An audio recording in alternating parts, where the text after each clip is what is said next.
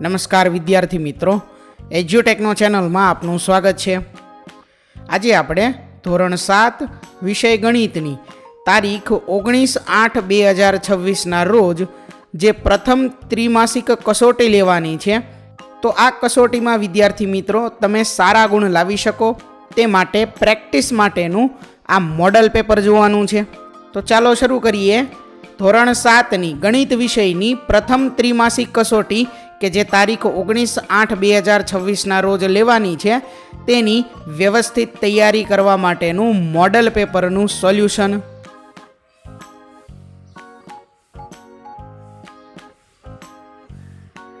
આ પ્રથમ ત્રિમાસિક કસોટી કે જે તારીખ 19/8/2026ના રોજ વાર બુધવારના રોજ લેવાની છે, તેમાં પ્રકરણ 1 થી 3 જે છે તેનો સમાવેશ કરવામાં આવ્યો છે.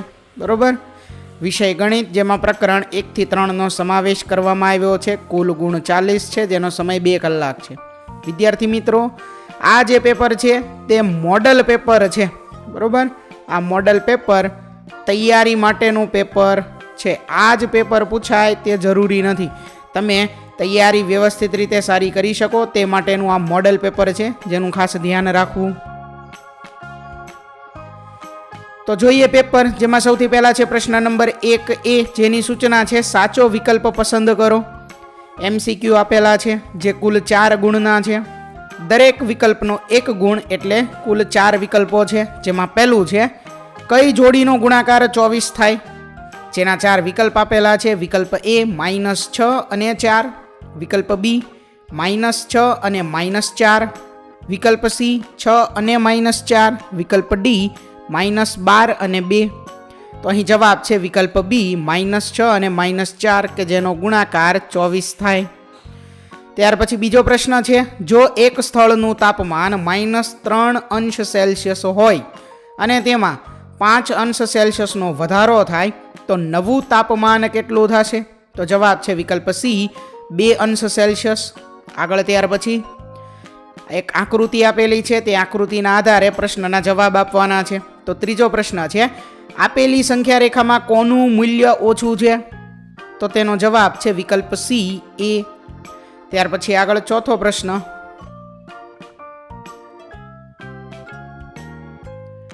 અહીંયા છે પ્રશ્ન નંબર 4, 2 નથી. બરોબર, જેમાં 2 વિધાન આપેલા છે. વિધાન 1 છે કે 2 ઋણ પૂર્ણાંકોનો ગુણાકાર હંમેશા ઋણ પૂર્ણાંક જ મળે છે. વિધાન બીજું છે -4 × -3 બરાબર 12 થાય. તો જવાબ છે વિકલ્પ C, વિધાન 1 ખોટું છે અને વિધાન 2 સાચું છે કે 2 ઋણ પૂર્ણાંકોનો ગુણાકાર હંમેશા ધન પૂર્ણાંક આવે, ઋણ પૂર્ણાંક ન આવે. બરોબર, ત્યાર પછી હવે આગળ જોઈએ પ્રશ્ન 1B, જેની સૂચના છે અતિ ટૂંક જવાબી પ્રશ્નો. જેમાં પહેલો પ્રશ્ન છે -1 થી -10 વચ્ચે આવતી કઈ 3 સંખ્યાઓનો ગુણાકાર -48 મળે? તો તેનો જવાબ છે -2, -3, -8 અથવા -2, -4, -6. આગળ ત્યાર પછી બીજો પ્રશ્ન, કઈ સંખ્યા વડે -240 ને ભાગતા જવાબ 12 મળે? તો જવાબ છે -20. ત્રીજો પ્રશ્ન, જો 2 સંખ્યાઓનો ગુણાકાર -1 આવતો હોય તો તે 2 સંખ્યાઓ વચ્ચે શો સંબંધો હોય? તો તેનો જવાબ છે કે તે બંને સંખ્યામાંથી એક ધન અને એક ઋણ હશે તથા તેઓ એકબીજાની વ્યસ્ત અને વિરોધી સંખ્યાઓ હશે. એકબીજાની વ્યસ્ત અને એકબીજાની વિરોધી સંખ્યાઓ હશે, જેમાંથી એક ધન અને એક ઋણ સંખ્યા હશે. ઉદાહરણ એક આપેલું છે, જેમ કે 5 અને -1/5. આગળ જોઈએ ત્યાર પછી પ્રશ્ન 1C, જેની સૂચના છે કે ટૂંક જવાબી પ્રશ્નો. પહેલો પ્રશ્ન છે, લદ્દાખનું તાપમાન, અહીંયા શબ્દ છે લદ્દાખ, લદ્દાખનું સોમવારનું તાપમાન -12 અંશ સેલ્સિયસ હતું. મંગળવારે તાપમાન 4 અંશ સેલ્સિયસ ઘટી ગયું, તો મંગળવારનું તાપમાન કેટલું હશે? તો અહીં ભૂલ છે, અહીંયા આવશે 4 અંશ સેલ્સિયસ. બરોબર, એટલે -12 અંશ સેલ્સિયસ હતું અને બીજું 4 અંશ સેલ્સિયસ ઘટી ગયું, તો -12 -4 જવાબ આવે -16 અંશ સેલ્સિયસ. બરોબર, આ થશે જવાબ, પાછળ આવશે સેલ્સિયસ. આગળ જોઈએ હવે ત્યાર પછી બીજો પ્રશ્ન, એક કાર 75 કિલોમીટર પ્રતિ કલાકની ઝડપે દોડે છે તો તે 4 કલાકમાં કેટલા કિલોમીટર અંતર કાપશે? તો 75 ગુણ્યા 4 એટલે કે 300 કિલોમીટર અંતર કાપશે.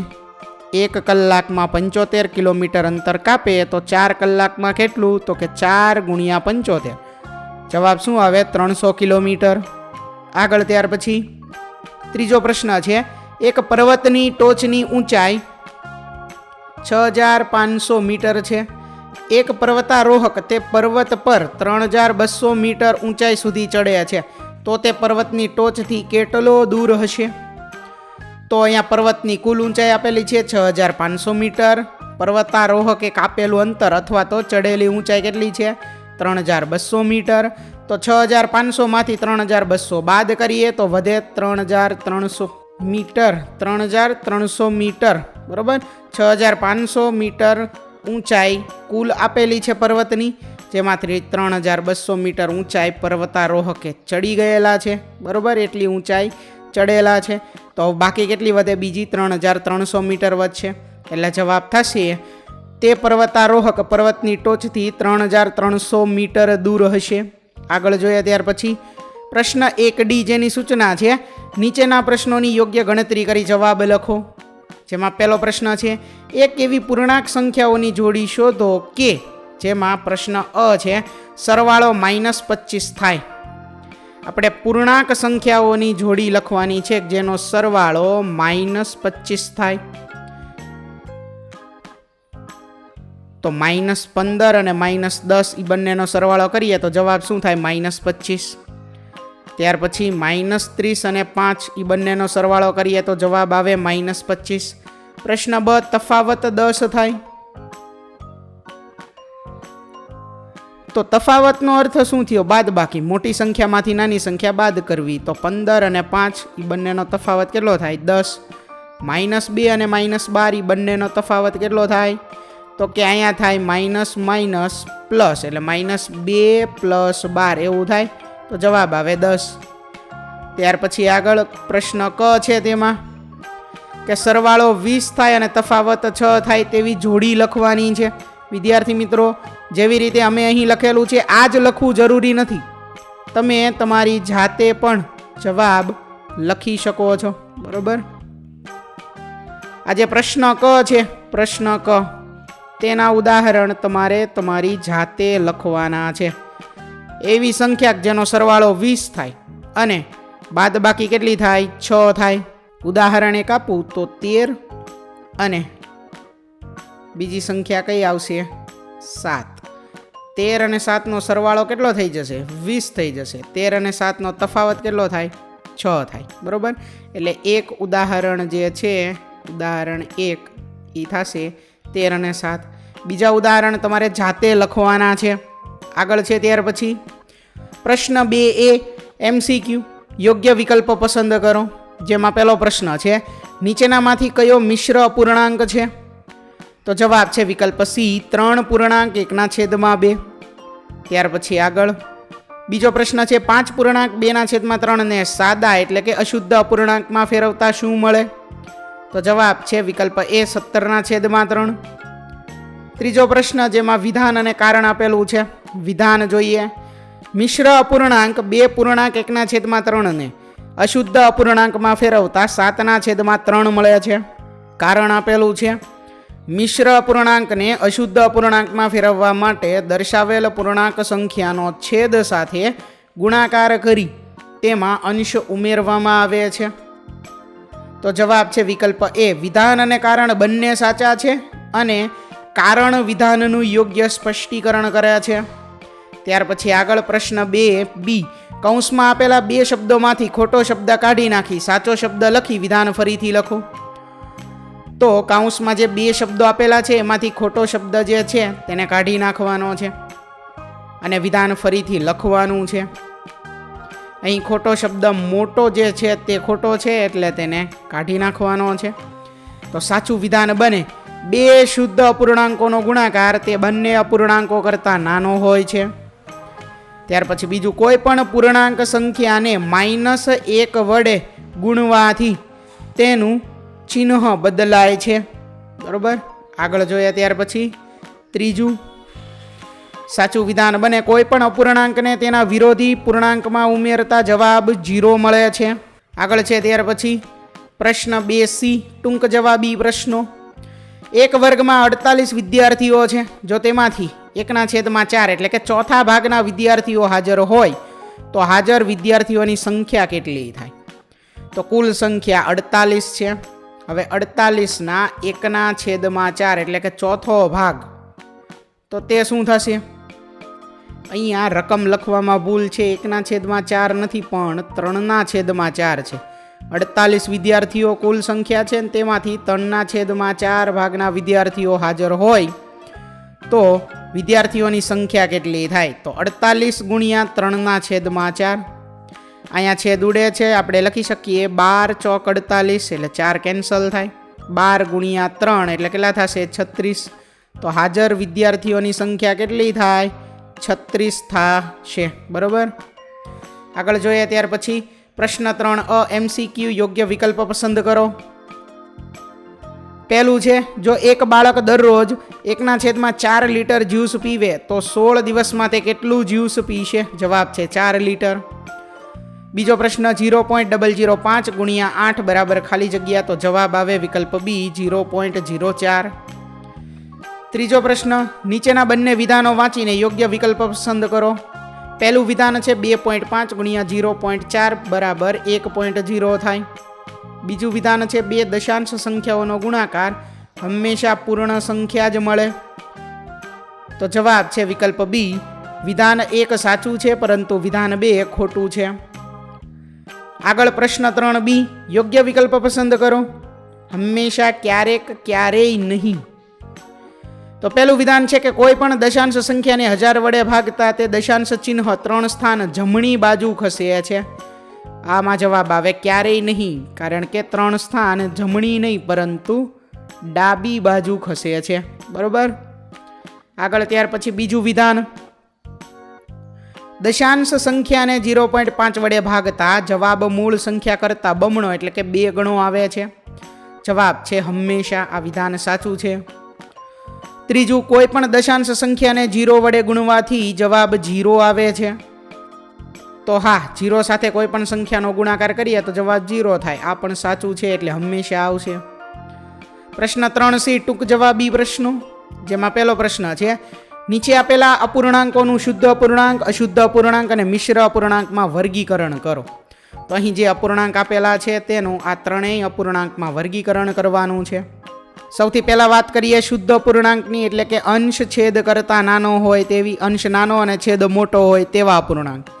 4/9, 5/8 અને 2/7. ત્યાર પછી અશુદ્ધ અપૂર્ણાંક એટલે કે અંશ છેદ કરતાં મોટો હોય, અંશ મોટો હોય અને છેદ નાનો હોય તો 11/5, 13/6 અને 15/4.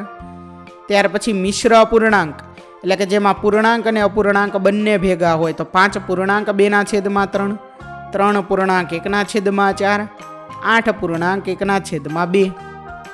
આગળ આવશે ત્યાર પછી પ્રશ્ન 4A MCQ યોગ્ય વિકલ્પ પસંદ કરો, જેમાં પહેલો પ્રશ્ન છે પ્રથમ 5 પ્રાકૃતિક સંખ્યાઓની સરાસરી કેટલી થાય?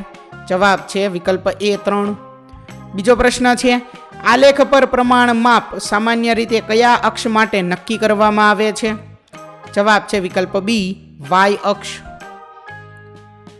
આગળ છે ત્યાર પછી પ્રશ્ન 4B ખોટો શબ્દ ચેકી વિધાન ફરી લખો. અહીં ખોટો શબ્દ 1 છે તેને ચેકી નાખવાનો છે ને આખું વિધાન ફરીથી લખવાનું છે. તો વિધાન બને અશક્ય ઘટના બનવાની શક્યતા 0 હોય છે. ત્યાર પછી બીજો પ્રશ્ન છે, અહીંયા છે બીજો પ્રશ્ન આલેખમાં આડી રેખાને x અક્ષ અથવા તો y અક્ષ કહેવામાં આવે છે. તો ખોટો શબ્દ ચેકી નાખવાનો છે y અક્ષ. એટલે સાચું વિધાન બને આલેખમાં આડી રેખાને x અક્ષ કહેવામાં આવે છે. પ્રશ્ન 4C નીચે આપેલા પ્રશ્નોની ગણતરી કરી જવાબ લખો. પહેલો પ્રશ્ન છે એક ક્રિકેટરે 9 દાવમાં બનાવેલ રન 12, 25, 40, 25, 80, 25, 10, 50, 45 છે. માહિતીનો મધ્યક, બહુલક અને મધ્યસ્થ શોધો.